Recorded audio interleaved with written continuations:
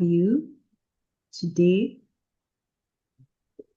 here at Africana Journal Club for yet another webinar whereby we will be learning together. So at ADA, we want to support postgraduate students to be able to produce knowledge so that we can have ourselves as researchers, as scholars, being able to solve our problems in Africa. And the topic of today is critical in creating work that will outlive us, which is citation styles and literature management.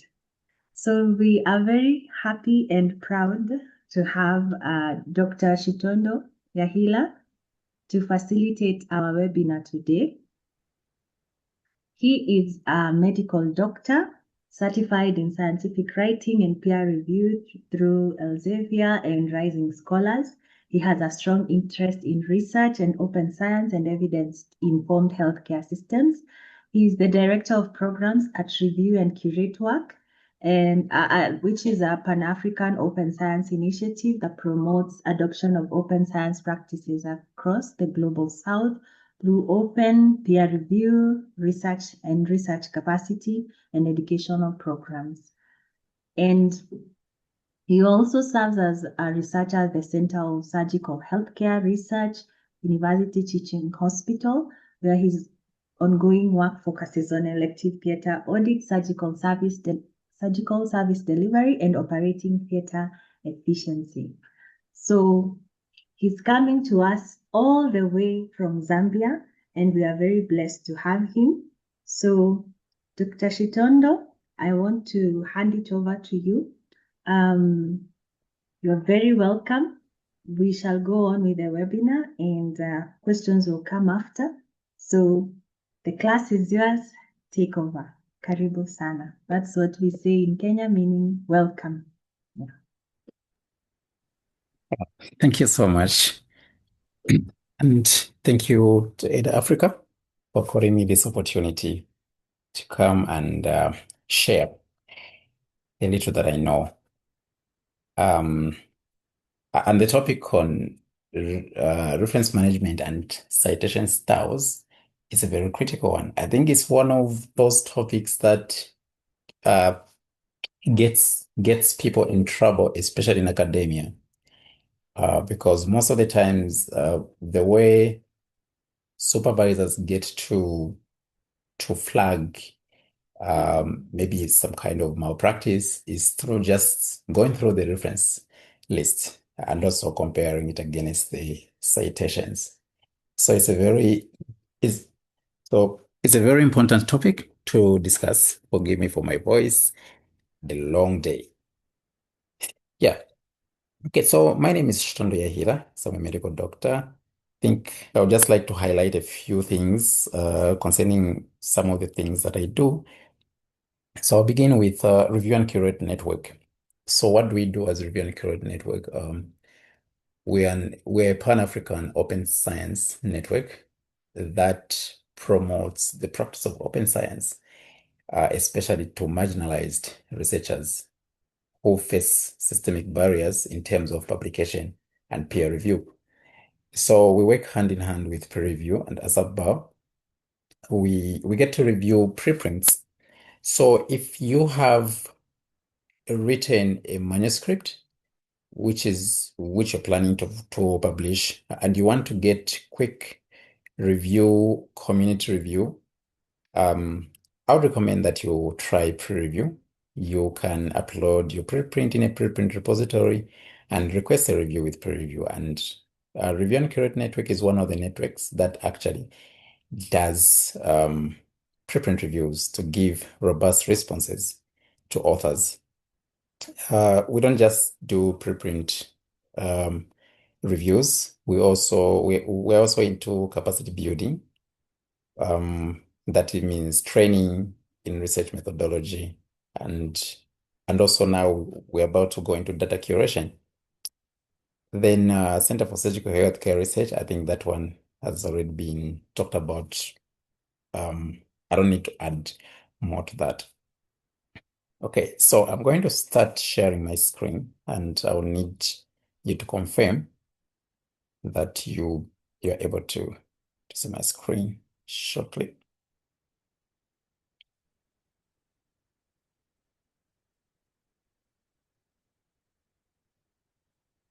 Could someone confirm that they're able to see the Yes, slides? we can. Yes. All right, great. So I'm going to try to make it as interactive as possible. I don't want to talk most of the time. Yeah, so I'll try to make it interactive here and there. So citation styles and literature management. I've been following the webinars Aid Africa has organized, and in one of the webinars we talked about the presenter talked about literature management, and in that webinar, uh, they they touched on how you need to organize papers systematically, and also how to use reference managers, and how to extract metadata into Excel, and how to read, basically just reading your paper and extracting this metadata. What information do you want to get? Recording methods and samples and findings. So the key findings in that study. Mm. So the other webinar, which I saw, was on literature discovery. Now, before we even start managing this literature, we first of all need to discover the literature. First of all, need to search for the literature. We need to come up with keywords that we need to use so that we can search for relevant literature.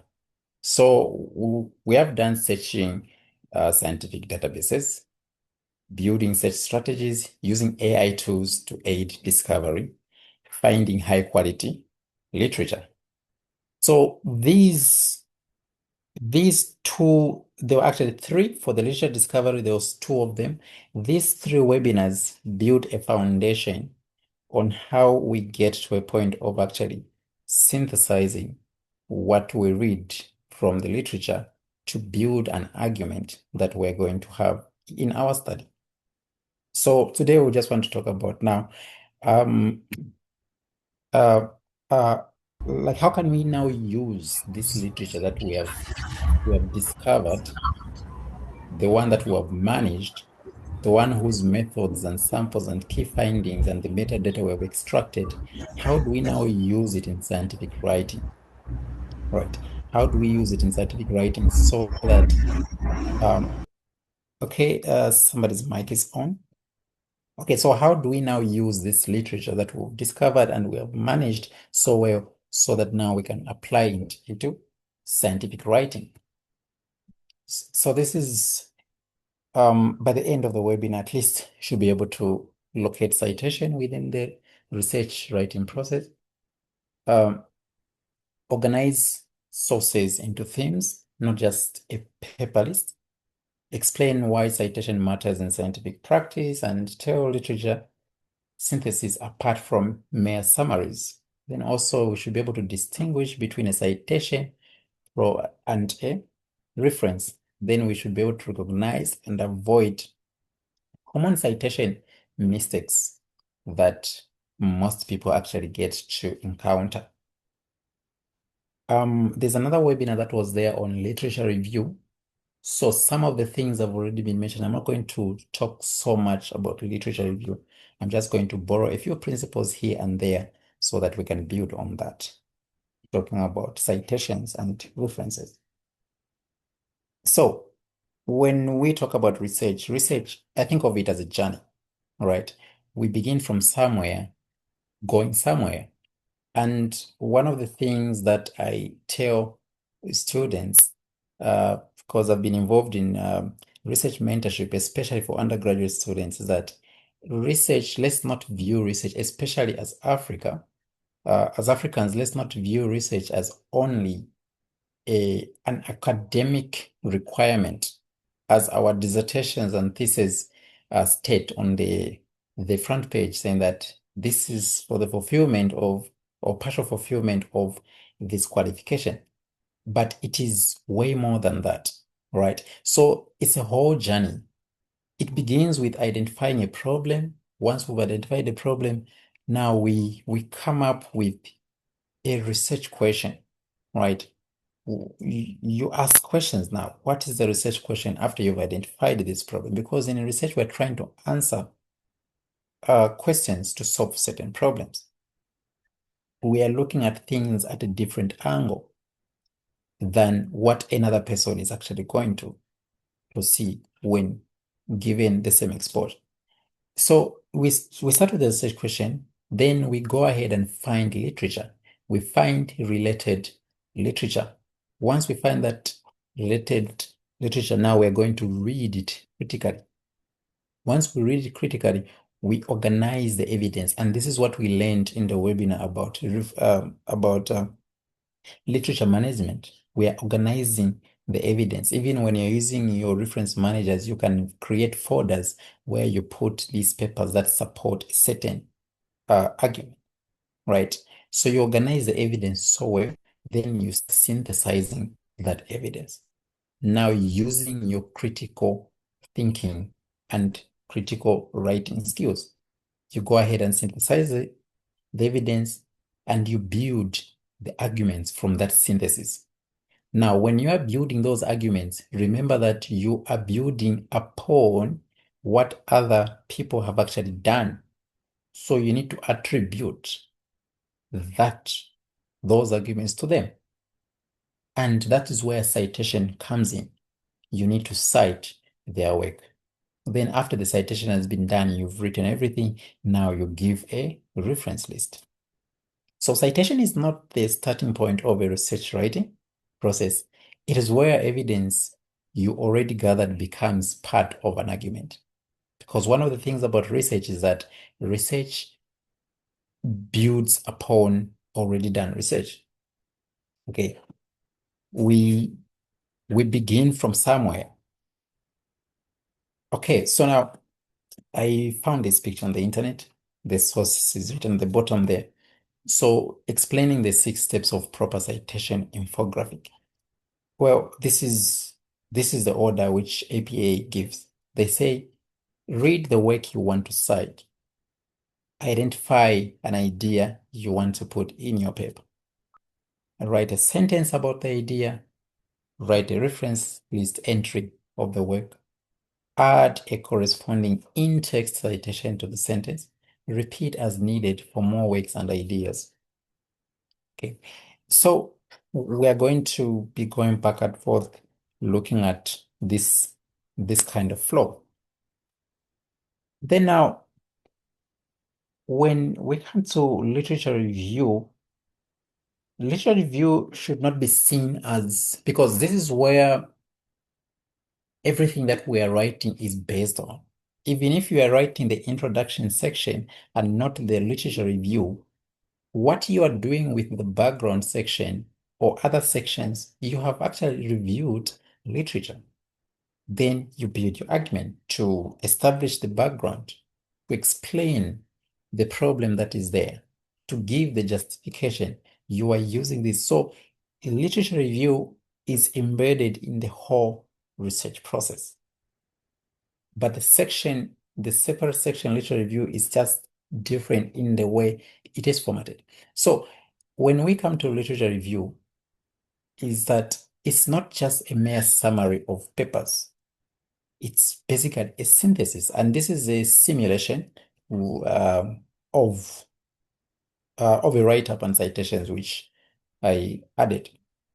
So when you are writing, avoid summaries, avoid summarizing. For example, on the left, we have said Smith 2020 found that staffing levels affect patient outcome. Jones 2019 found similar results in a different ward setting.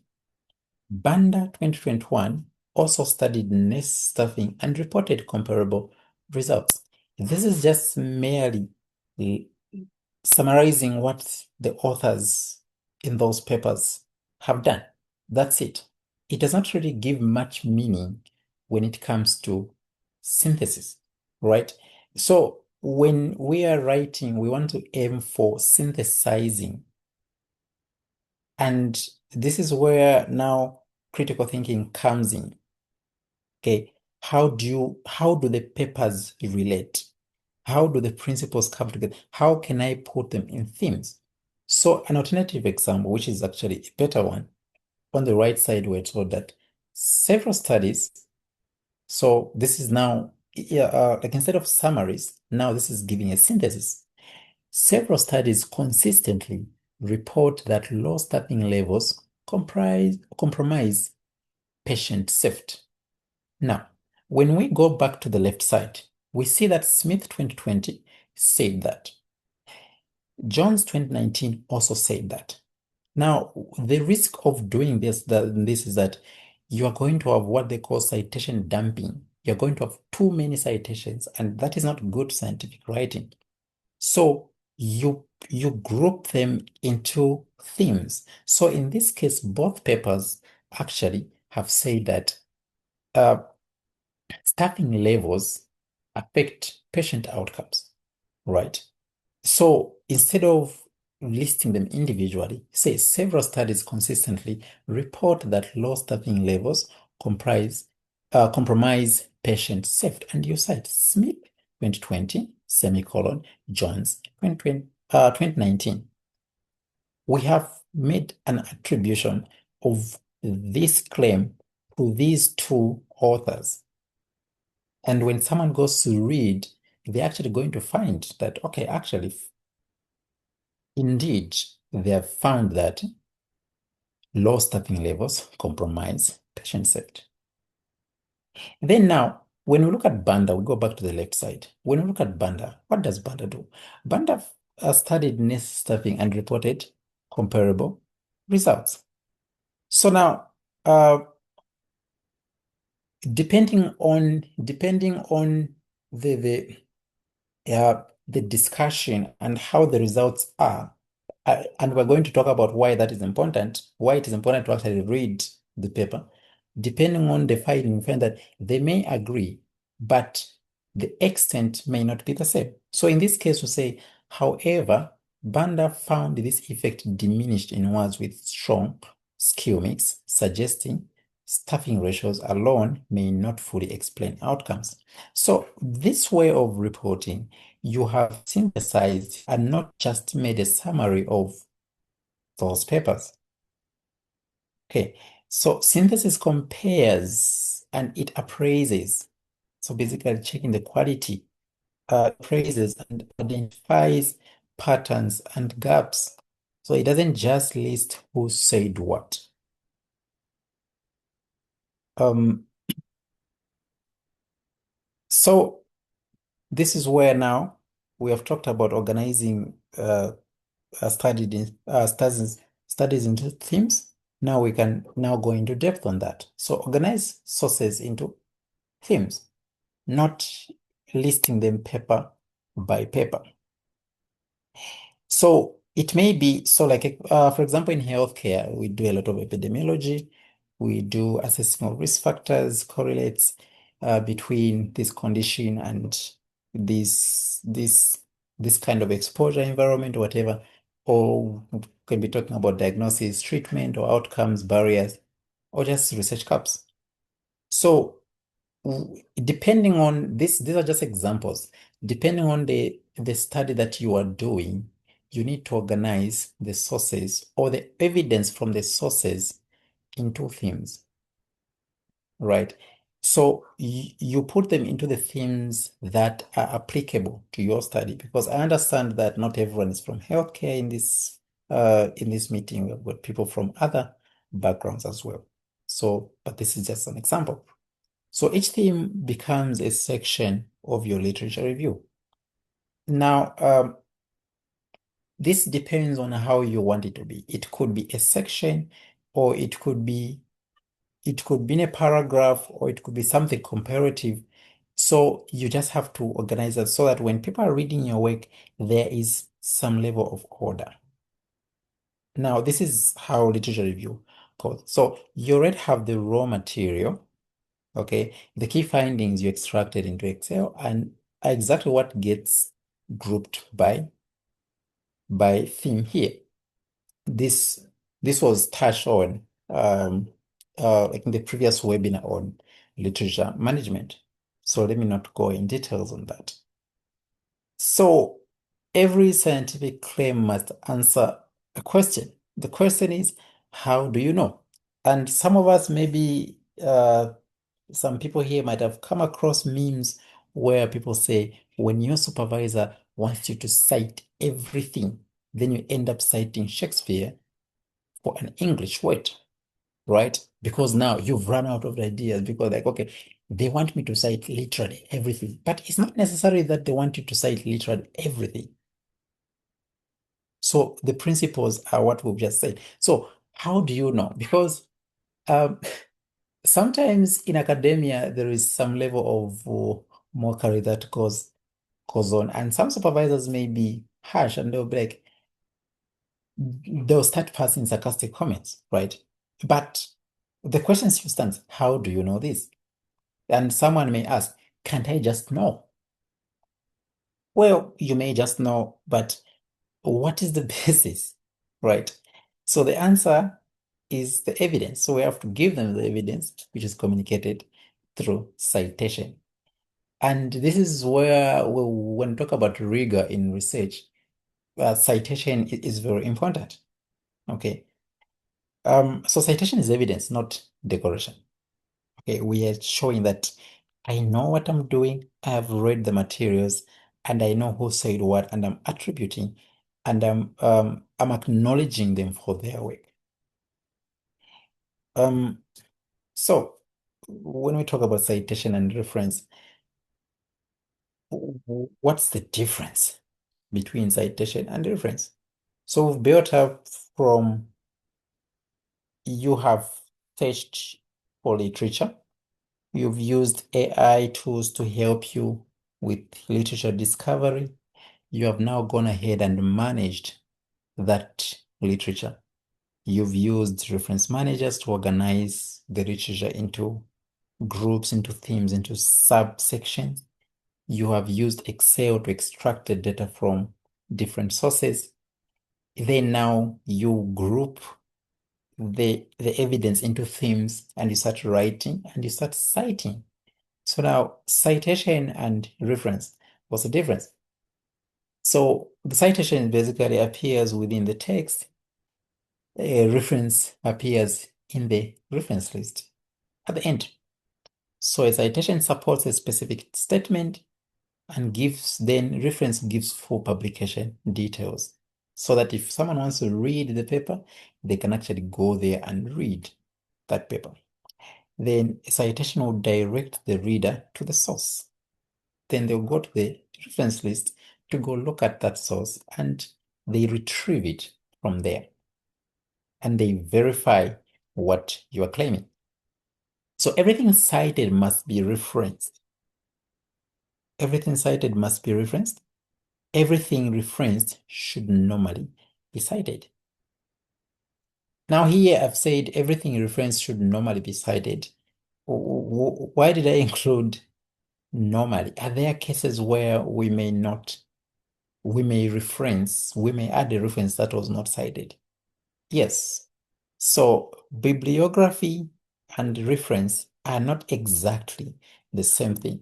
They are similar, but they're not exactly the same thing because in a bibliography, we can actually add materials that are relevant for the readers in terms of the work you are doing, but you have not cited that.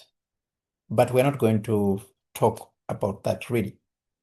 Okay, so everything that is cited must be seen in the reference list. So sometimes the challenges that uh, people get to have is that when they're writing, especially when you are using AI tools, we'll talk about AI later on, especially when you're using AI tools, you find that AI tools they they may give you something, then later on they start having glitches, they start missing references, they mess up the DOI if you're using APA format. So it starts messing up things. Maybe it forgets the page number or it forgets the volume, right? So, or just misses the citation entirely, or it just hallucinates. It makes up a citation. and doesn't even add it at all, or it adds it, and when you try to trace it, it doesn't exist. So when people are checking your work, everything that you've cited should be able to be seen in the reference list. Okay. So why is it necessary to cite? Why should we cite? Some of the things that um, answer this question, we have already mentioned them. So number one is that, first of all, when we talk about research malpractice, there's one of the common things that we talk about is plagiarism, right? Plagiarism is claiming that the work is yours when it's actually not yours. So let's say you write something you don't cite, but we actually find that someone has done a study, but you have not cited them. That's going to be flagged as plagiarism. So citation makes you avoid plagiarism. So it's one of the forms of research malpractice. The other form is the falsification. Okay. So why do we cite beyond plagiarism? Is that we want to acknowledge prior work. We want to give credit to the researchers whose work informed your work. We have to give credit to them. And also, them being cited has got an impact on them. I'm sure we have we have heard of this phenomenon of publish or perish. Then once you manage to not perish, you publish, then now you are on a race of wanting to be cited, because the more citations you get, that shows how impactful your study actually is. There's a professor who I saw who had 10,000 plus citations in total. All right. So this helps both the owners of the work and you who is writing the work. Uh, you who is writing your own research in this case. So acknowledging prior work. Then there's transparency. So transparency, because when you are writing your research, you are going to submit it to ethics. Ethics is going to have to read your paper, going to have to read your protocol. If it's a proposal, read your proposal, and they have to see transparency in your work. And one of the way that transparency is demonstrated is through citing.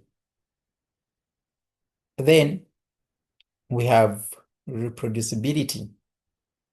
So one of the things that, let's say, for example, you are writing a secondary study. So primary study, you collect data from the participant.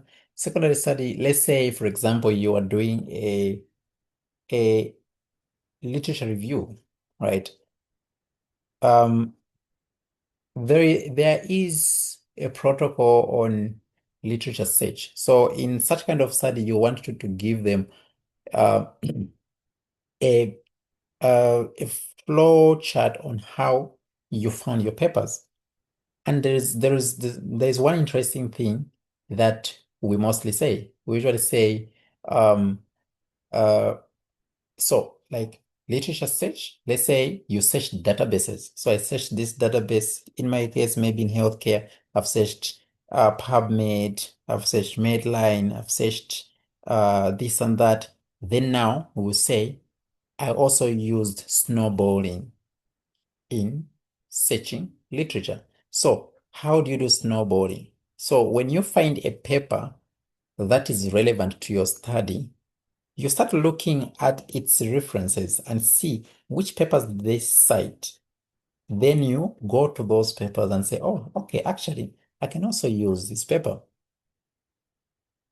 So that is snowballing. So this is where reproducibility comes in. So when you cite, you are letting others trace, check, and rebuild your own evidence base. And we actually used this in one of our works, right? So we cite so that we can enhance reproducibility, which is one of the principles in research. Then verification. So you want to allow readers to confirm a claim actually holds up. So if they want to be like, okay, we are not too sure about this. They say, okay, no, let us look it up. They check and they find that, oh, actually, they're right. What they said is actually true. So verification is very important. Then scholarly conversation. So positioning your work within an ongoing academic dialogue. All right. So as I said earlier, research builds on already done research. It's not just independent. We build on what has already been done. So we are continuing this conversation that is going on. So if someone started by identifying the risk factors or risk factors of cervical cancer for patients who are coming to the university teaching hospital, someone else goes ahead and now start looking at treatment outcomes, start looking at the impact of presentation to the hospital on the outcome of treatment. So this conversation keeps on going. It builds up until we reach somewhere. At the end of the day, we are answering questions, we are solving problems. And so this is why citing has to be done. So it also guides further reading. So points readers towards deeper or related evidence. I think I've mentioned that when I was talking about reproducibility. Okay, so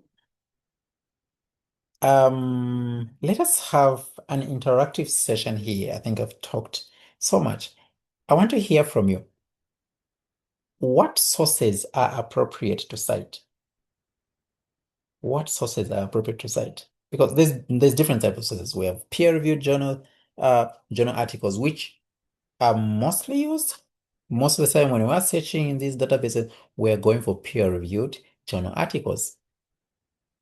There's also preprints. There's also abstract only. Let's say you have a payword paper. A paper is when you read the abstract, you'll be like, okay, this is what I want, but you can't read the whole paper. And you don't have institutional access. Then you have conference proceedings. Then you have government and institutional reports. So what sources are appropriate to cite? Let me hear from you. What do you think?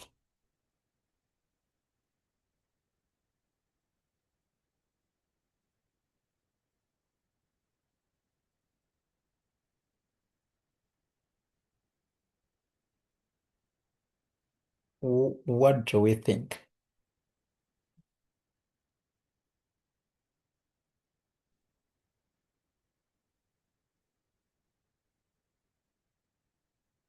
Okay, I'm seeing peer-reviewed journal articles.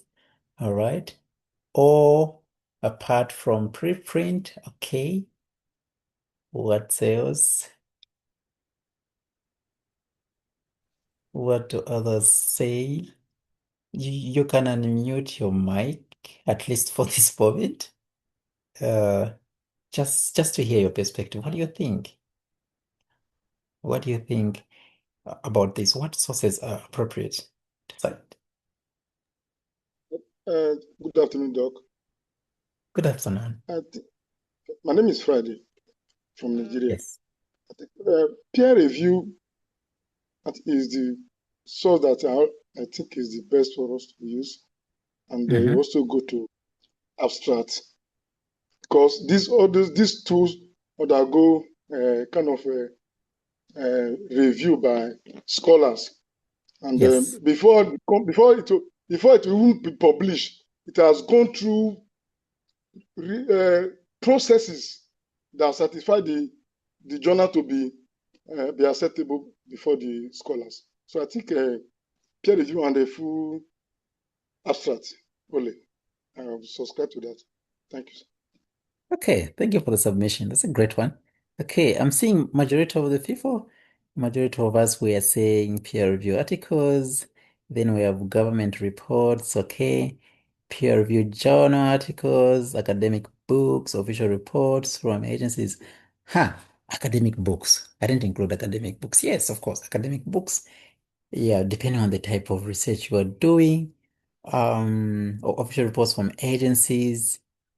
Okay, this is actually acceptable, I think. So let's talk about each one of them, because sometimes we depending on the institution, it's a bit tricky to be inclusive of all these, right? So I'll talk about, let's start with peer-reviewed journal. Just like Mr. Friday mentioned, peer-reviewed journals, these research articles have passed through the peer review process. And the peer review process, this is a rigorous process where experts in the field, okay, we have Don Okereke saying peer review articles and books. All right, great. So this paper goes through peer review process, which is a rigorous process of evaluating whether this paper is actually scientifically sound, whether it is credible. And so when a paper passes peer review, it is accepted and say, you know what, this is actually good science and it can be accepted. So when we talk about peer-reviewed journal articles, these are trusted articles. We can trust them because they've passed through peer review. Now, there's just one thing that we need to be cautious about. So first of all, this is a default gold standard for evidence-based claims, right? Primarily, this is what we want.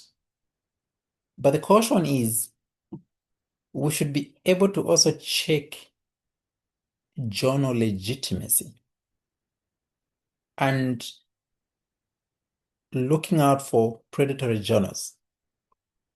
Then also sometimes there are cases of papers that are retracted. So those are just the cautions that we need to take. So that's why most of the times we'll be told that, okay, search for papers in high impact journals, right? High impact journals, so that you avoid these pitfalls that you can actually find with peer-reviewed articles. But otherwise, this is the standard. This is the gold standard of evidence in research. We want to start with, if you are given to choose, start with peer-reviewed journal articles. Then the rest, and I'm putting this way, the rest should just be supplementary or complementary evidence. Right. Now, let's talk about preprints. How many of us are familiar with preprints?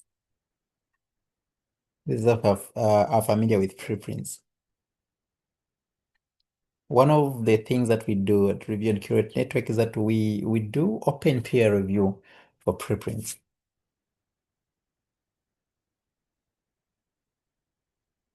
Okay, what is a preprint? I'm also making it open again.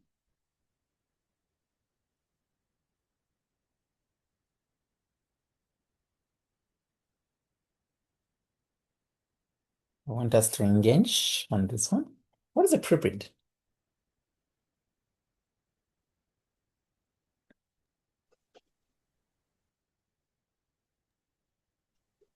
Good afternoon, Doc, once again. Yes, yes. Okay, to my understanding, I can say preprint should be taken as an article not yet published. Maybe still undergoing review before Yes. publication. So this way I understand it. All right, right. So, okay. So others, you can share your ideas in the chat. We'll be reviewing them as we are going. So a preprint is a scientific manuscript that has not been peer reviewed, that has not gone through the traditional journal peer review. So you submit a preprint to a journal or a manuscript to a journal, then the journal finds. So depending on the policy of the journal, they may say, well, you recommend a reviewer. If you can't recommend a reviewer, the journal editor is going to now scout for reviewers, experts in that field who have published so much work. Then they email them and they bring them to review your work. They may send it back for corrections, then you do cycles of corrections until your work is accepted. Okay, let me check this message that has come in. So a preprint is a version of academic research paper that is made publicly available. It has not been formally peer reviewed and published in a scholarly journal. Okay, thank you for that comment, Don. So this builds on what Mr. Friday has mentioned. So it's not merely a paper that's just written, but it is made publicly available. And when we are talking, we're having a conversation in open science, preprints do not miss that conversation. Preprints are always talked about. So there has been issues about people that concerns about, well, if I share my paper before I submit to a journal, doesn't that make it liable to someone just claiming it's theirs, whatever? But when you're submitting a preprint to a preprint repository, there's a number of preprint repositories. It is assigned a persistent identifier, a DOI, or a digital object identifier, which is going to make sure that this work remains in your name. It cannot be stolen. Now, the concept of preprints has been there in the fields of physics, mathematics. It's been there for a while. But in healthcare, I'm going to give an example of healthcare. It wasn't very common. So during the pandemic, that's when now preprints became common, because the question is, because in healthcare, we want to find the solutions to problems. We want to answer questions quicker because people are sick, right? Now, the traditional publication pipeline, you can even take about 6 months to 1 year. There is one who reported that their paper took 5 years to be approved in a journal. So preprints are made publicly available. And this is where open peer review comes in, with more people coming to review. So a preprint is not peer reviewed. That is one thing that we need to know. So should we cite a preprint? So in the meantime, you can post in the chat what you think about a preprint. Should we cite a preprint? Then I'll come back to it. So what about abstract only? Well, you found a paper that is good topic, good summary on the abstract. This is what you want for your research. However, it's payword. You cannot go past. Should you just cite based on the abstract? So while we are waiting for answers for the preprint, for the abstract is that, well, it may be very tempting, right? It may be very tempting, but the problem is that you can't really access the full text. You can't get the whole grasp of the research just from that summary, because maybe some findings may actually give a certain impression that you may need to look at. So when you are dealing with abstract only, it's risky. Okay, so abstracts often they omit limitations, right? They will not cite specific findings you have you haven't verified in the full paper. And so on the abstract part, it's either you make a disclaimer as you are citing it by saying, yes, this is what I've said, this is what these researchers have said, but you make a disclaimer in a scientific way to explain that you haven't read the whole paper. So there is a possibility that there might be more that you may not have gotten just from that. But overall, it is encouraged that we don't normalize citing from the abstract. And that's why when you are writing, avoid making bold claims by saying that no study has ever examined this, right? You argue, say, okay, this one found this one, author A and B, they did this and this and this. However, this one, they found this and that. You cite them and so on. Then you say that from this synthesis, no study has ever examined this. That's a very bold claim. Why is that? Why shouldn't we make such bold claims? Because you may have had a paper, but it was payword. You couldn't read the whole of it. Or maybe it was in a different language, right? So what is recommended is to say that to the best of our knowledge, no paper has examined this. That way it gives you room, it gives you it gives you that it gives the people who are reading to give you a benefit of a doubt to say, okay, this person has done the work, but they probably may not have read these papers because maybe they are paywalled. So that's what I can say about abstract. Okay. So there's a comment about a preprint, which I've seen, which say we cannot cite a preprint because it is still under scrutiny. Okay, now what happened during COVID-19? During COVID-19, clinical trials were going on. People were trying different medications, they were trying different remedies, and we needed to share that information so that other clinicians can also see. However, peer review process takes long, and the pandemic is not joking. People are dying.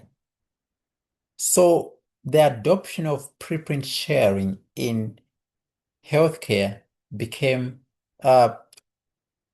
went to its max during the COVID-19 pandemic. So now, how can we be safe when we talk about preprints? Because one is that it's not peer review; it is still under scrutiny, just as someone has mentioned in the comment. Let me get the name. Okay, I think they're not using the actual name, but it's still under scrutiny. But how do we cite a preprint responsibly? Because we need to have some responsibility when we're doing this. Okay, you find that a preprint they've published it. We were reviewing a preprint just a few days ago. It was published in a preprint like in a preprint repository. It was published on the 29th of June, and it had very important information. But for the journal publication, they will take about 1 year, 6 months, 7 months for us to, but we need that information. So when it comes to preprint, they are good when you're talking about recency, when you're talking about um, being new or being latest knowledge. They are good for that. And also these will produce fast-moving findings. Just like during COVID, scientists would share what they have found, and they would now bringing open peer review where a group of experts, scientists come together, not just 1 or 2, 3 reviewers, but you have people like 20 reviewers. And that's what we do with Review and Curate Network. We will be like, maybe we have lead reviewers, they'll invite people, they'll bring in people who are able to review, and we have this comprehensive response which reduces bias. So I would say, on the part of the preprint, I would say from my experience with open science and preprint review is that preprints are good, that they are recent, then also they are fast, they provide fast moving findings. And I would recommend that people can navigate the pre-review platform. Just type prereview.com, prereview.com, then you go on reviewed preprints. or you can request a review. So that gives response to the authors before they do journal submission. By the time they're submitting to a journal, they have already improved their work. It increases their visibility, number one. It also increases the chances of them being accepted. Okay, we're not going to talk about the politics of journals that don't accept preprints shared already, but that is what I can say on preprints. So you should state explicitly that what you are citing is a preprint and that the findings may still change. Just like a comment that came in the chat saying that it is still under scrutiny. So the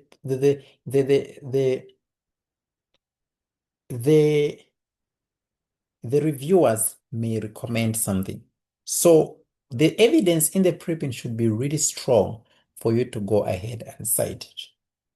But clearly state that this is a preprint. So your conclusion from it, just like I say about the abstract only paper, should not be a bold conclusion. Okay, there is a comment from John Mugambi saying, most of us, we don't accept that there is no research since we have other papers that are not in open source. Okay, most of us, we don't accept that there is no since yeah, I agree with you. I agree with you on this one because open source means that everyone can read, but there are papers that may not be in open source. Okay, so I think that was a comment on the following my statement on the abstract only and not making bold statements that no research has ever done this. Okay, so that is what I can advise on the preprint aspect. Now, conference proceedings. Conference proceedings, should we cite conference proceedings? I would say conference proceedings are useful for imaging or for preliminary work. Okay, they're useful for that. But usually people, when people are going to present to like at these conferences, they have done a study, they have analyzed the data, they write. Then, oh, let us have a conference paper. They go that side. They have not even, it's not even publicly shared as a preprint. It's not even peer reviewed. So there is concerns on that because often the conference proceeding has not been through a full peer review yet. So it is not the safest way of citing. The difference with preprint is that with a preprint, you can go to pre-review and look for preprints that have been reviewed and look at the review and see the recommendation from the reviewers and judge to see if it's worth citing. Okay, let me check the message that has come in. What so we have to share. Okay. Mr. Ruben says, that is why you need to use to the best of my knowledge in the problem statement. Exactly. It's used to the best of my knowledge. Because if you're going to be too bold and say that this is what I've seen, I've searched all the papers, and they'll be like, you've read all the papers in the world? No, you can't possibly do that because there is limitations. That's why we have a limitation section. When you are dealing with literature, even a systematic review, there is limitations only in terms of literature search. So to the best of my knowledge, this is what I'm working with. All right, that's good. Thank you for the engagement. Then coming to government and institutional reports, they're strong for statistics, policy context, and the official data. These are very strong for that. So you need to check authorship, you need to check publication date, and whether it's and also check whether it has been superseded, because you may use this report, then there's a new report that has come up, it updates the results, and so it updates the statistics, then you base your study on that. So you need to have some your job, your responsibility is to make sure that it's up to date.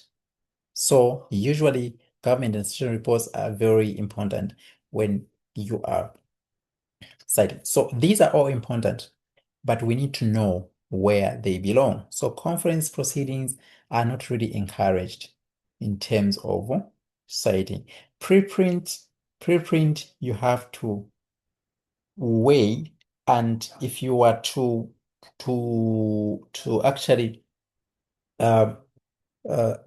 cite the preprint, you need to clearly state that this is a preprint and it is subject to update. So it's not a bold statement. Abstract only is not advisable.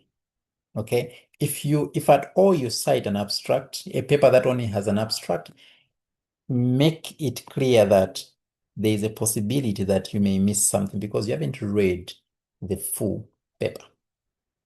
Okay.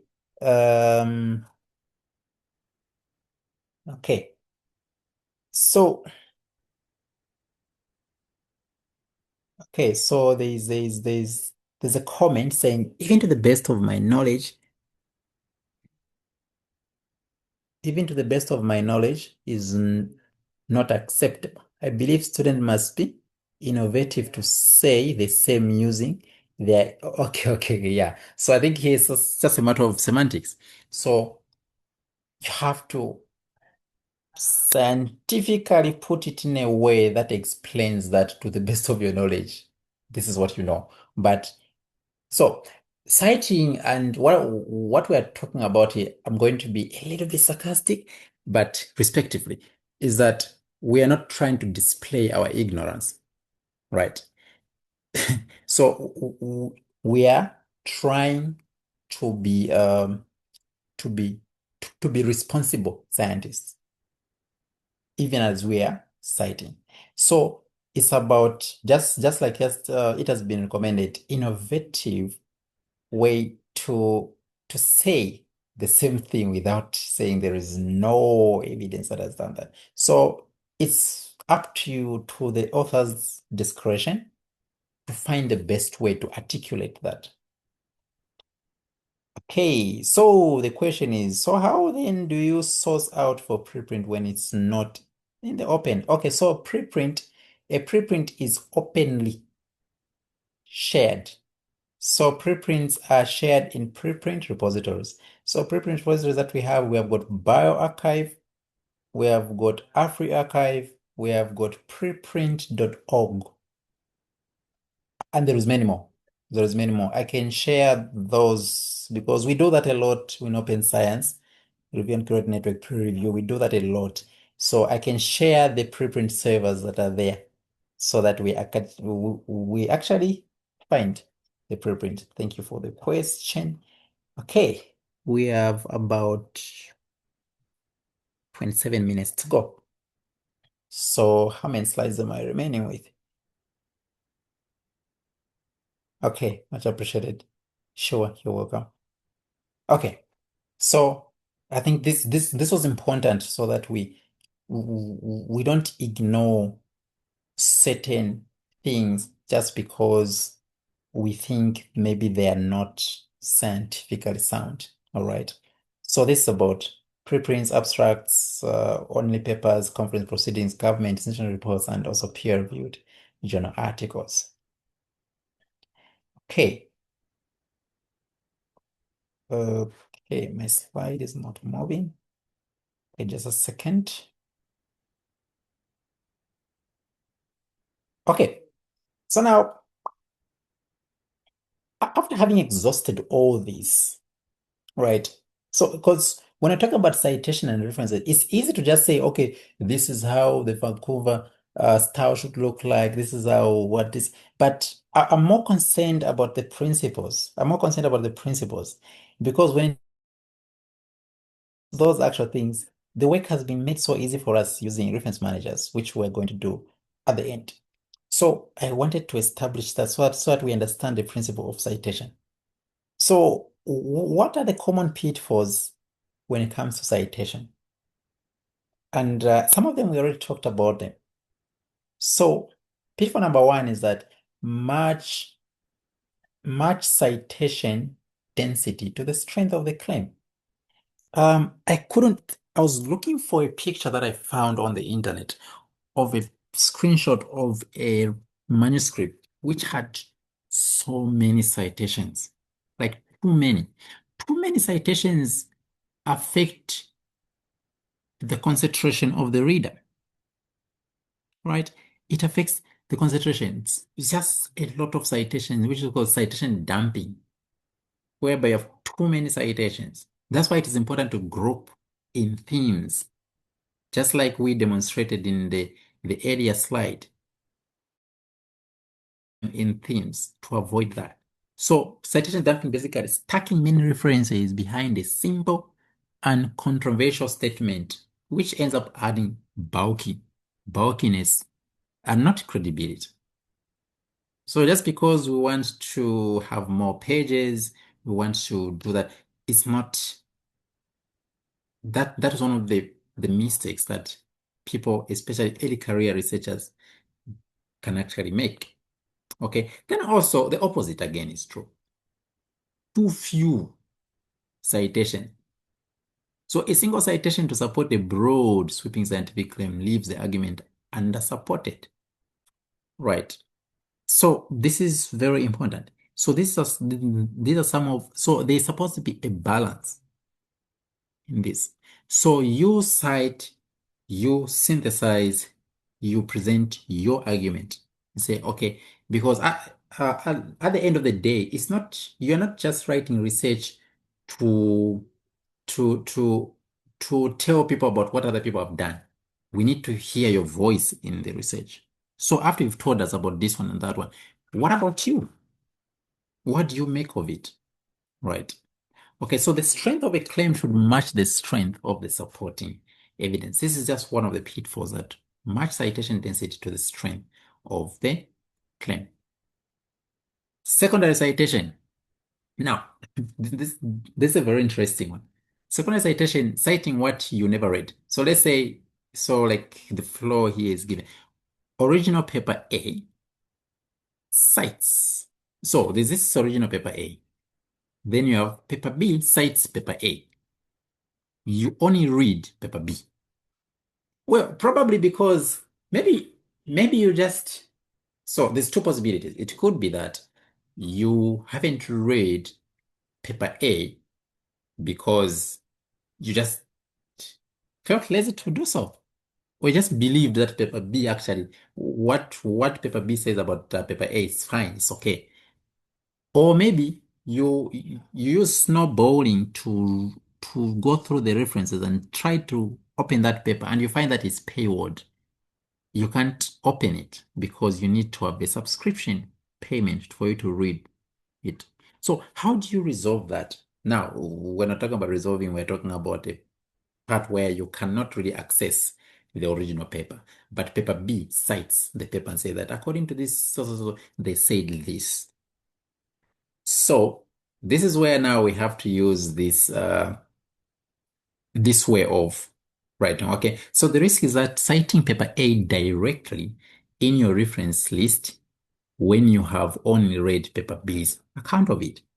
So what you need to do in this case is that you format it this way. This is one of the formatting of in-text citation. You say Smith 2015 as cited in Jones 2023. You see, we haven't really read Smith, but Jones has told us something about Smith. So even as we're going to give a report, we're going to say that Smith said this, but it's not that we ourselves have read what Smith has said, but we are attributing what Jones said in that paper about Smith. So he says Smith as cited in Jones 2023. So there are certain claims that you may find in a paper that are directly connected to a paper. So it's not a synthesis in that paper. You need to, this is how you resolve it. I know this is like most of the times people don't talk about this, but I found it interesting. Like this is this is how you need to resolve that situation. So let me see. Okay, it's fine. Okay, give me a second.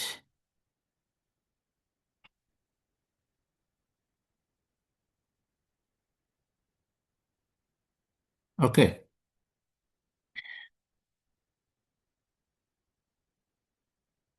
Okay, just give me a minute. I'm having a small issue with my laptop.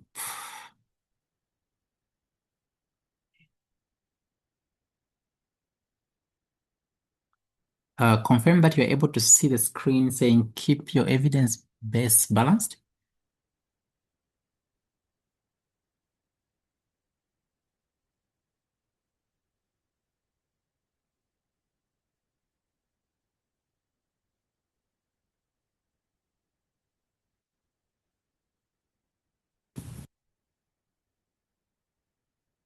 Yes. Okay, thank you.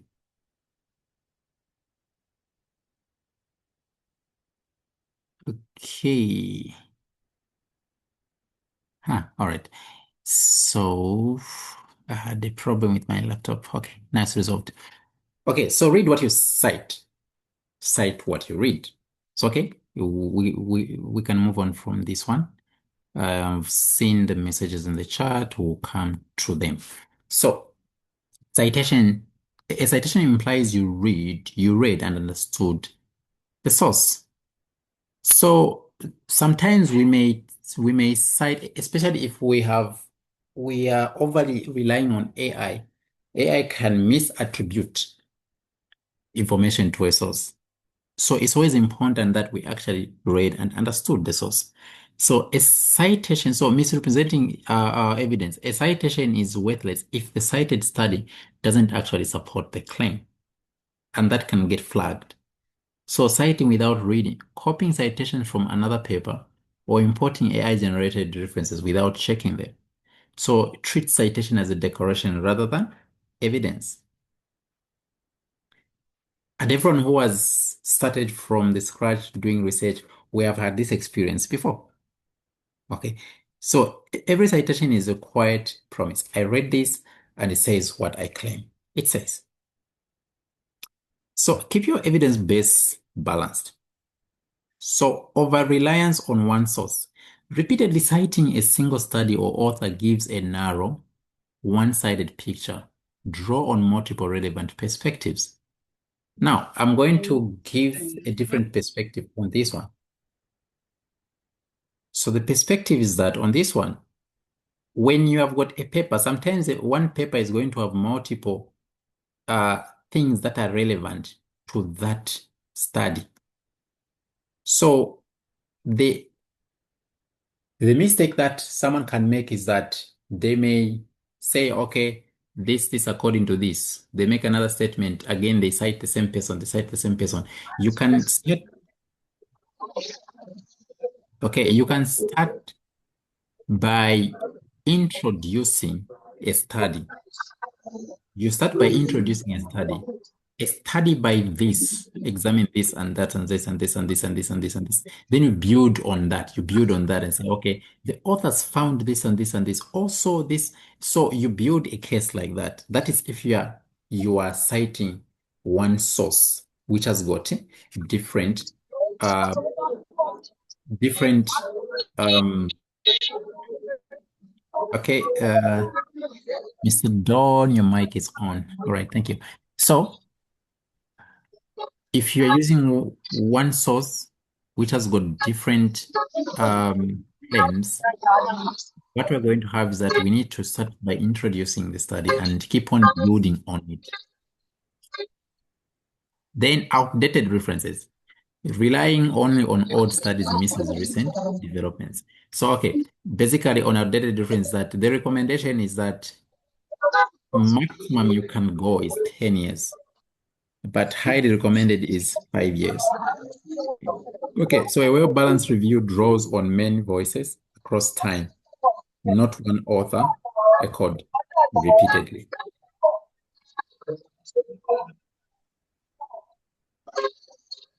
Okay, someone's mic is on.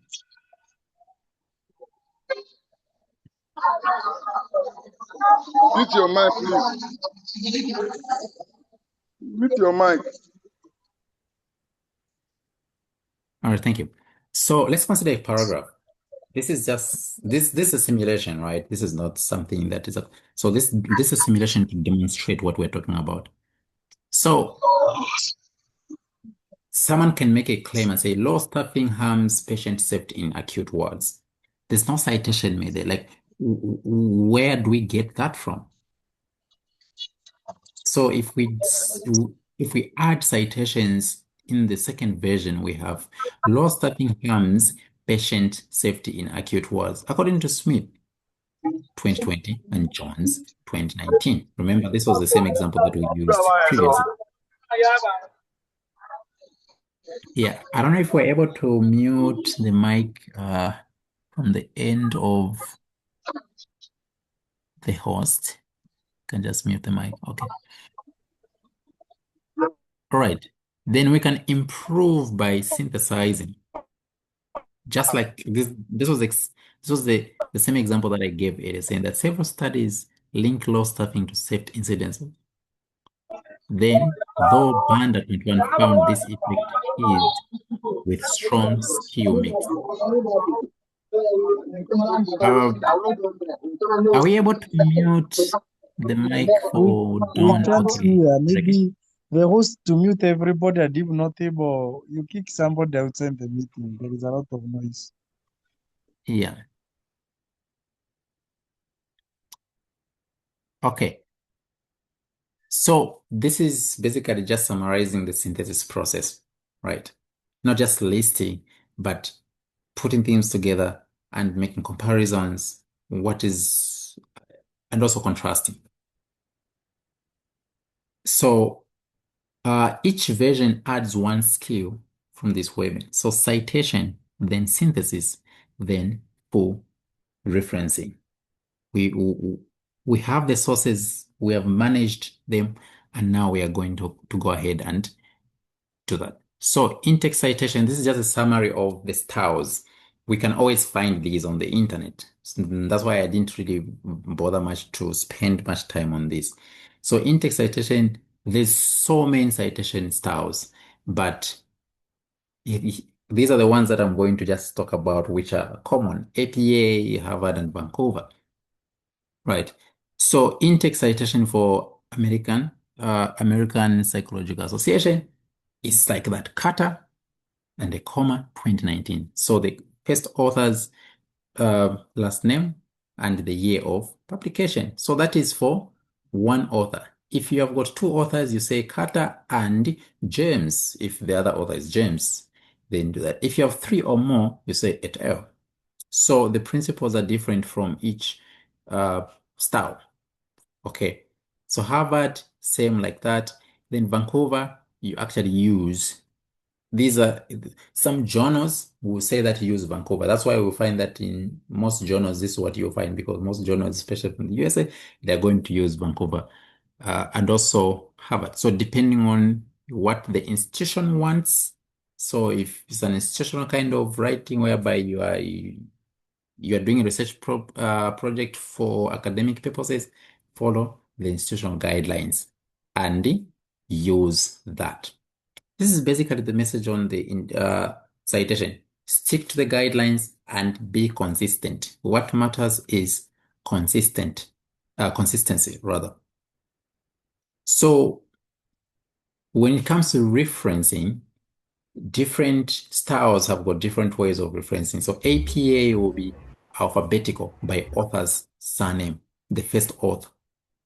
Then APA, you don't number. You don't say number one reference. You say, okay, this is Albert. No, no, no. You don't put numbers. The spacing and indentation is double space, hanging indent.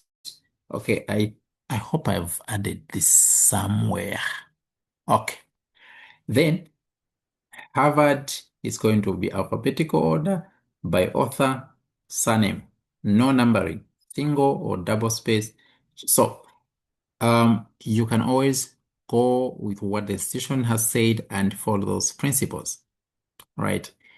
So Vancouver order sources first appear in text, because remember, in Vancouver, in text shows numbers. So the first paper to be cited is given 1.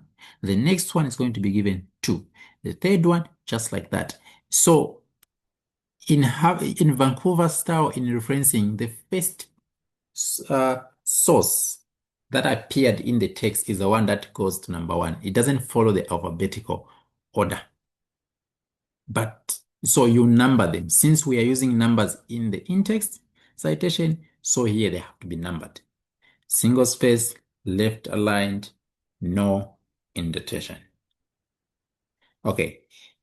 These other ones, you can always look them up. So these rules are exactly why the same source looks so different from style to style.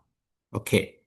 So for example, this is the source. We have been using this simulated reference of Carter.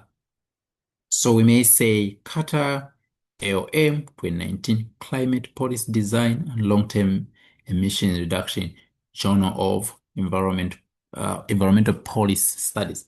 Then you have gotten the volume and the issue, right?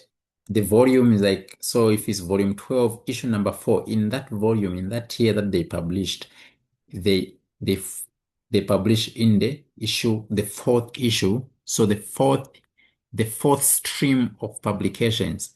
Then in that 4th stream of publication, the page number is 211 to 229. So the page that is there is not the page number in the article. It's the page number of the issue of the journal. So in terms of Harvard is going to have what do you call these here, not, yeah, like inverted commas. Yes, it's going to have these. Then you're going to have the volume here. You're going to have the issue. Oh, you're going to have the issue. Then you're going to have PP and the full stop. So it indicates, okay, this is page. APA does not indicate page. Vancouver is going to have, okay, number 1, Carter, this and that. So then there's going to be this semicolon, full colon. So basically what we have is something like this, which we can always look up. Okay. So in APA, a DOI or URL is going to be actually needed. Then in Harvard, it's a plus or minus. It's not always required. Even if you don't include it, it's fine. You may include it, you may not include it. Then in Vancouver, you see where these are indicated, saying there is no spaces there. When you compare these other ones, there is going to be some spaces between the commas and so on, but in Vancouver, that is what you're going to have. So same source. So in the humanities conversion, depending on your field of expertise, if you're in humanities, you follow that. So I'll share these, and most of these things you can easily just check them out. So how do you choose a citation style? You choose a citation style by your discipline. Okay. Then you look at your institution. What are the institutional regulations? Then you target journal or publisher in a case of publication. So always get those guidelines and make sure that the citations are consistent.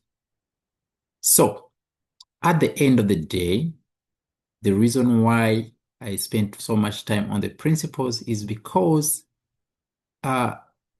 reference managers make citation work very easy.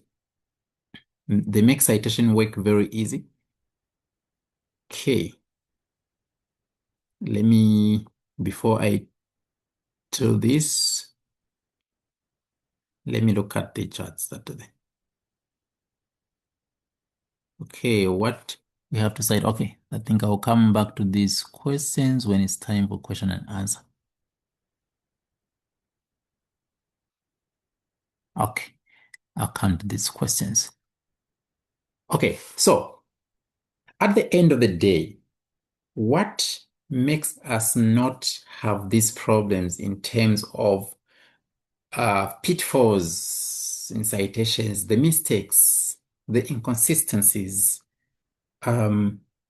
missing the volume, missing the issue, missing the page number, not italicizing, is that sometimes when we try to do it manually, it's very tedious. It's very tedious to do it manually. It's a lot of work. So we want to use tools that are automated, that are actually going to make the work very easy, which are reference managers. Okay. So now, my laptop. Okay, let me see. I hope I'm sharing the entire screen. So you can use reference managers depending on which one you're conversant with. I really like using Mendeley. I find it user-friendly. You can use Zotero, right? You can use EndNote. So different types of reference management tools. So using a reference manager to help you auto-extract metadata from PDFs. Mendeley is not always PDF. You can save PDF in a folder in Mendeley, but you can also get a URL. It can be connected to your browser so that when you find a paper, as long as you can read the full paper, it will automatically be added in Mendeley. So you can extract that metadata, which is the data about the paper, where the author, title, when it was published, the journal, the issue, and all that. So it also detects duplicate sources. Then you cite while you write. You cite in Word. So Mendeley is embedded in Word, just like these other reference managers. Then you can instantly switch citation styles, and it can suggest related papers. So let me try to leave the slideshow. Okay. Try to leave the slideshow. I see if I can.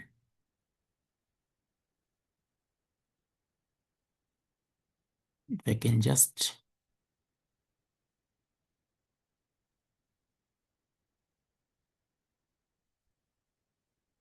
Okay.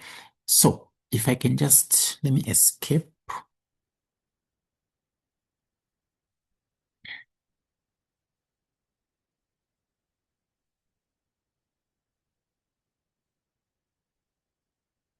Okay.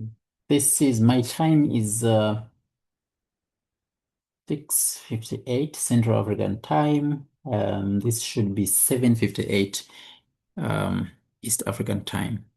So this means that we are out of time. Let me see if I can be able to demonstrate something. Okay, so I had opened this in advance so that we don't have challenges, so that we can just do it quickly. So reference management. Okay, please confirm that you're able to see a Word document written chapter 1, 2, and 3. Then there's Yes, we some. can.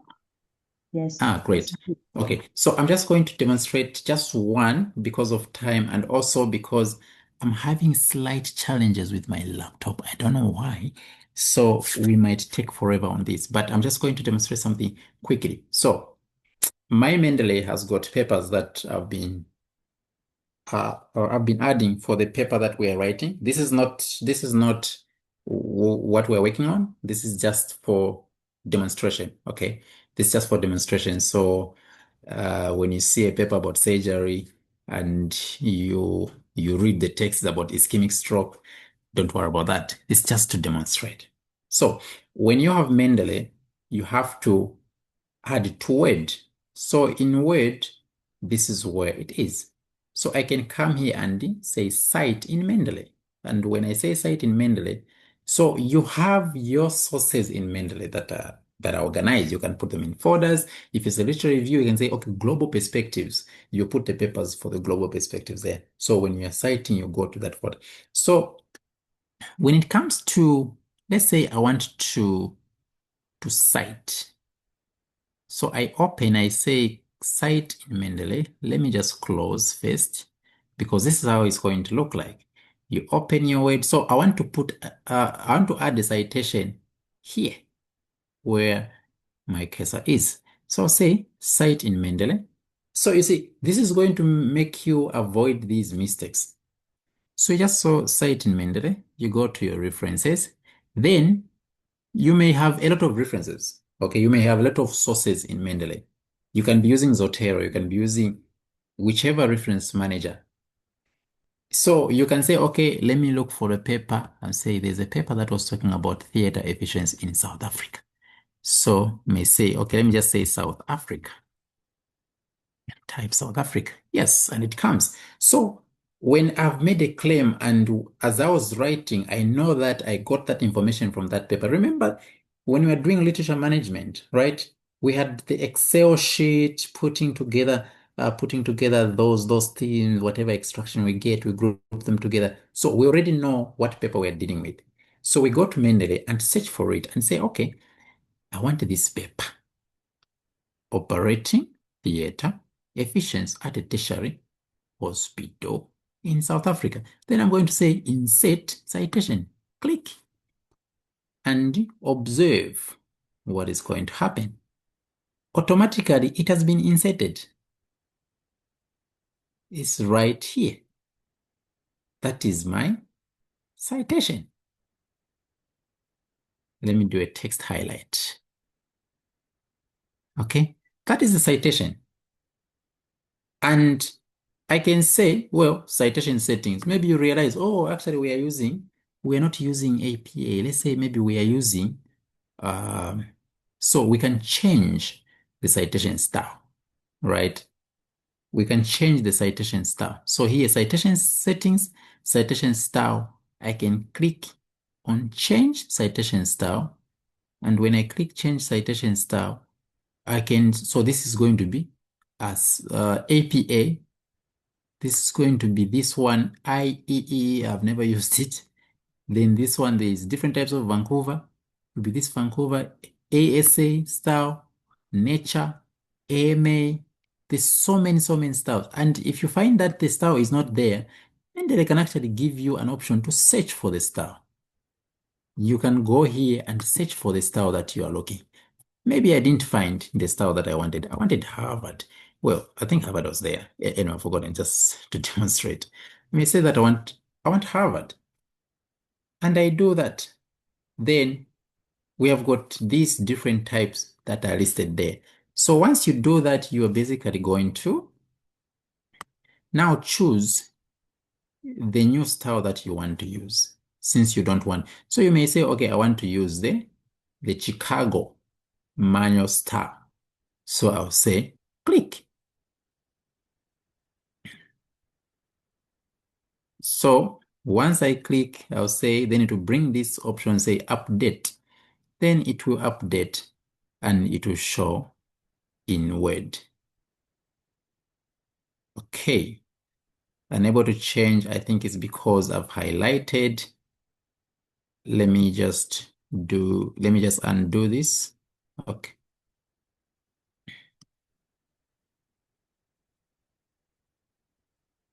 Okay, just a second.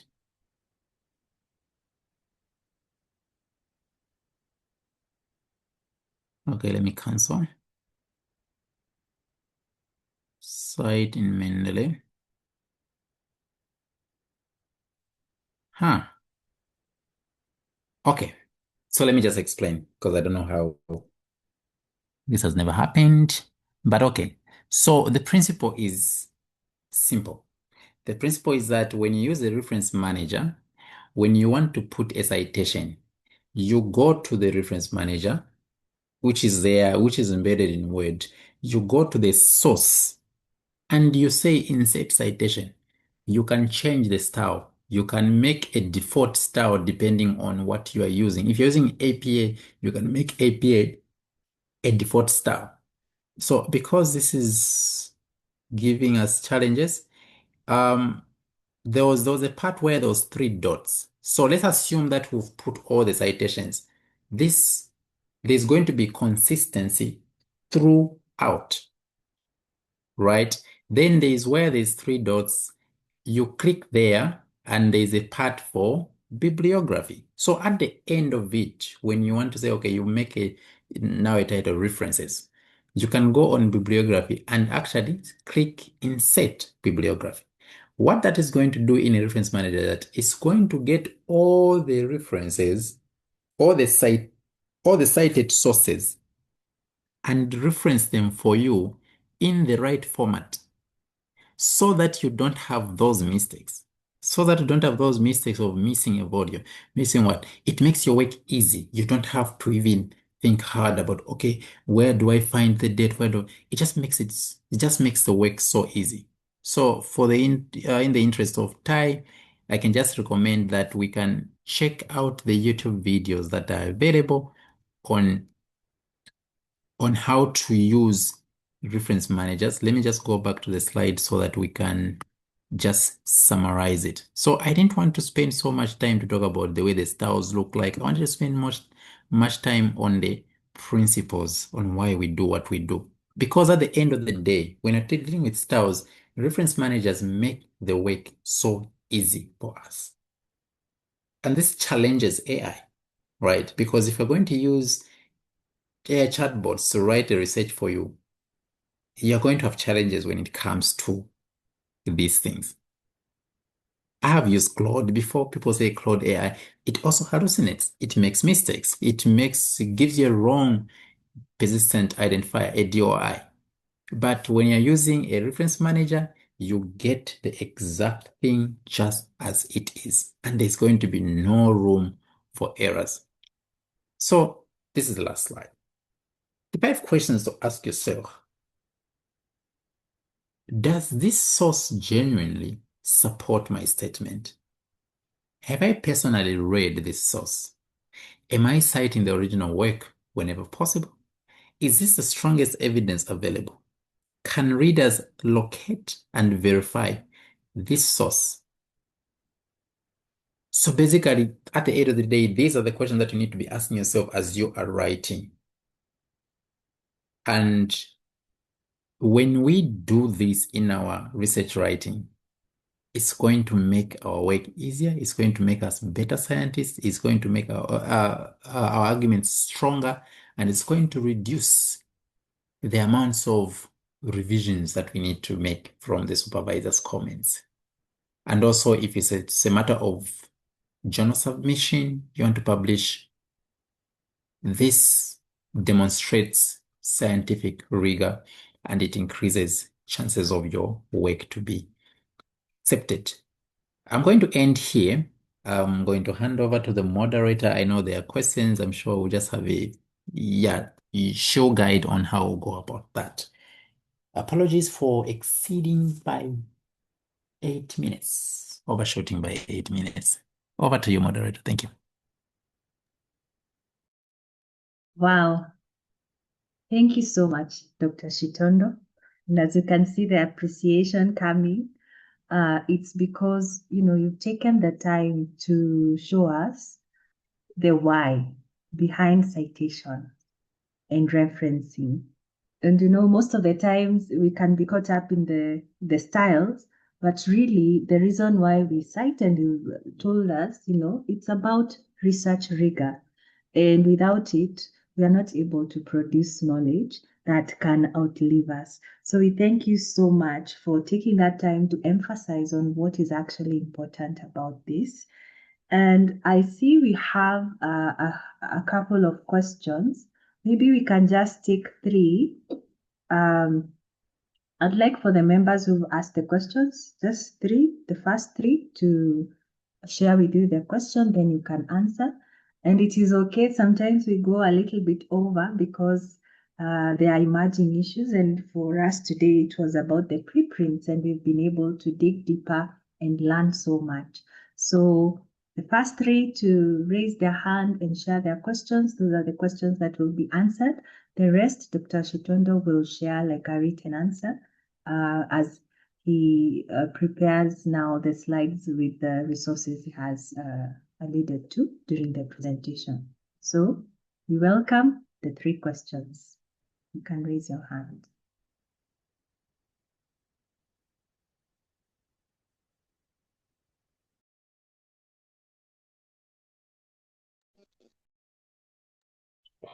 Yes, Friday, you can go.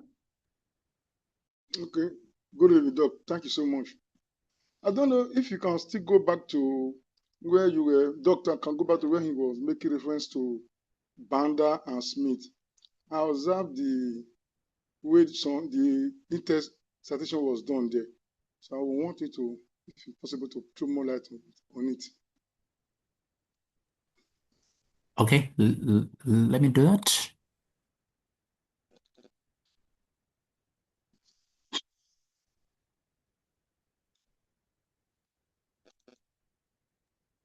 Are you talking about the first one which I showed, which had The first one, the first one, right? where Okay. you were doing the analysis. I'm sorry, explanation. The synthesis. Sorry, synthesis. This one. Yes, I think okay. This one. So I saw the test citation here. One is talking of, I think, parenthetical. The other one is of narrative. I don't know. This way I actually came to the class. If you can throw more light on how the differences that occur here with regards to the references. Sorry, Okay. test citation. Okay, so moderator, do I need to respond right now or later? I think I'm suggesting I respond now because I may forget. I may mix up the questions. Is that okay? Yeah, you can go question by question. It's okay. Okay, thank you. So so so this was a simulation of peppers. So let's assume we have 3 peppers. And the point of this slide is to say, in the research writing process, literature review is there throughout. Literature review is not what we do in chapter 2 of the proposal or chapter 2 of the dissertation. It goes on throughout. And so it's a literature review that makes us cite, because we've seen the sources, we've found the sources, we've read the sources, we've managed the sources, and now we start giving out what those sources are saying. So now, the point on this slide is also to say that in literature review, in other words, research writing, avoid summaries, but employ synthesis. Because I said that a research is not just a report of what people have done. A proposal is not just a report of what people have done. It's a synthesis of what's been done. You are synthesizing the evidence and building your argument using that. So at the end of the day, when you're writing, we need to be able to hear your voice in that. So I gave an example saying, Smith 2020 found that staffing levels affect patient outcomes. All right, let's say we're looking at a study on how staffing affects the outcomes of patients in the hospital. So we find that Smith 2020 found that staffing levels affect patient outcomes.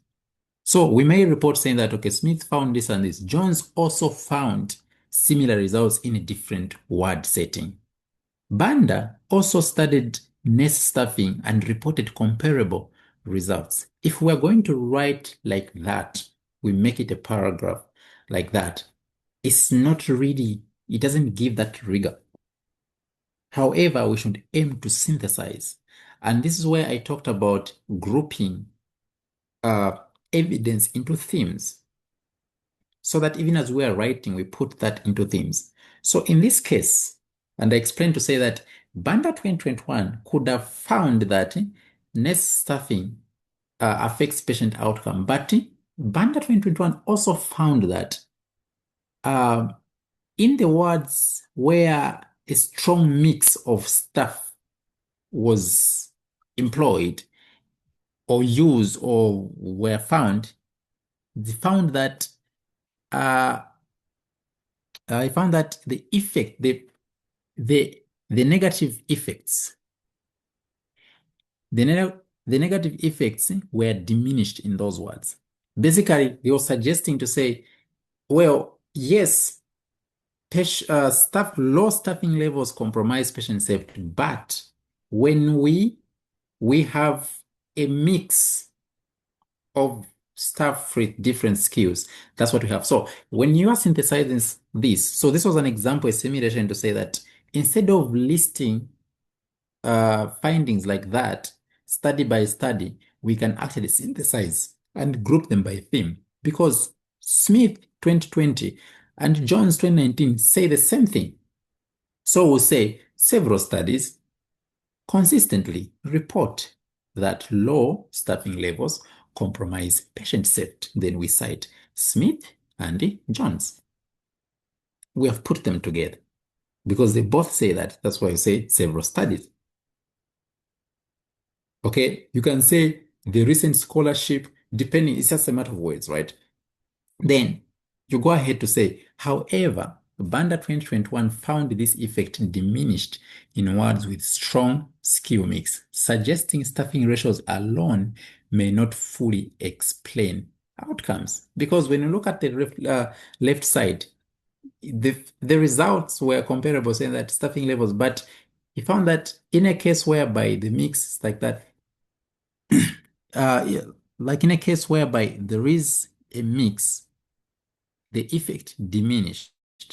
So this suggests that staffing ratios alone may not fully explain outcome. There may be other things, other variables at play that are causing this. So basically, this was trying to explain that we need to synthesize. We don't just need to list.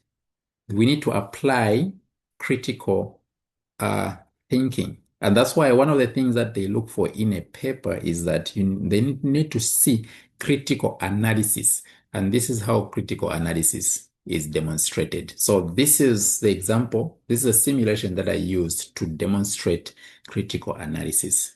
I will leave it at that. Okay, thank you. Which means, is the case, the banda needs to be inside the bracket. Am I correct? Because The what? I observed that I can see that the banda is outside the bracket before 2021. Why Smith Oh, and Joe, they are inside the bracket. I want us to get that one clear. oh, okay. I get you. Okay. Thank you for the question. I actually did not talk about that. Okay, so when we're dealing with in-text citation, when we make a statement, we say several studies do this, don't put in brackets. But we can say, let's say, we can say, however, we can mention the author, right? We can mention, however, Shitondo found that. Now, when you are mentioning me, I may have done different studies. So you say in brackets the year that I published that paper.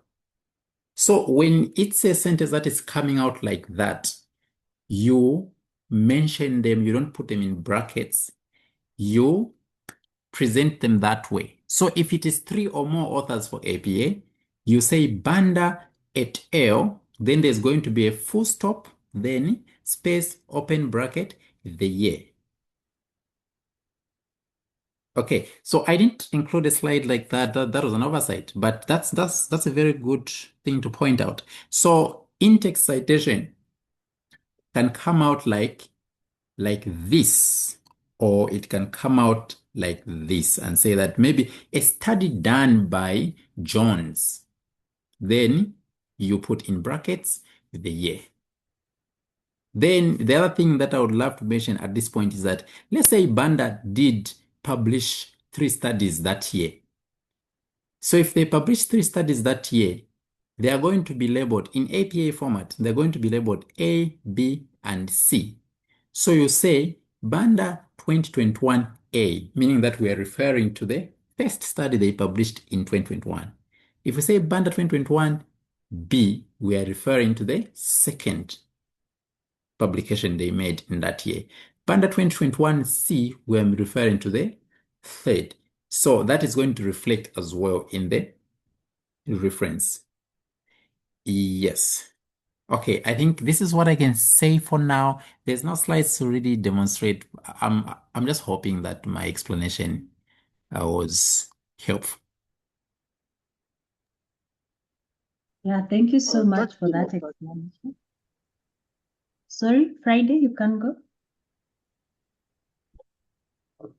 No, I was only appreciating you. I said, thanks so much. Okay. All right, thank you so much for that explanation. And it's okay, we normally share slides after, so feel free to include the slide about how the in-text citation can appear, whether it is in the middle of a sentence or whether it is at the end of the sentence. We Okay. have 2 more questions and we can extend up to 8:30, so I'll leave it to you to know how to maneuver that. We have John Mogambi. Please go ahead with your question. Maybe mine is to say thank you for the presenter. You are doing very good work. Now, mine is a request. I don't think it's a question.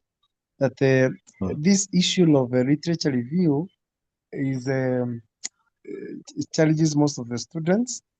And Yeah. for example, even if you have spoken about sentences, almost all the researches that are done by most of the students I've seen, they do not do the synthesis. So I wish from maybe Monena and others, you should dedicate a day to speak about how to get literature and how to synthesize properly. Thank you. Thank you so much for the comment. I think that is directed to the organizers. Thank you. John, it is well noted, and indeed it is a gap that we will look into addressing.